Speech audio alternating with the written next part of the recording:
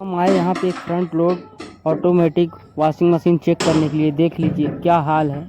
ये कॉकरोच वगैरह क्या क्या इसमें से कीड़े निकल रहे हैं, जो कि सबसे टॉप मॉडल का वॉशिंग मशीन है। ये मुश्किल से 6-7 महीना पुराना है। ये देखिए यहाँ पे कॉकरोच देख रहे हैं, ये डोर में कॉकरोच, मतलब अंधा भी खोलेगा तो उसको दिख जाएगा इतने कॉकरोच है। इसकी दवाई वाई डाले, लेकिन नहीं भाई, इतनी बुरी तरीक़ा से वॉशिंग मशीन थी, इतनी यहाँ पे स्मेल, इतनी गंदगी थी कि देख के दिमाग काम करना बंद कर दिया भाई।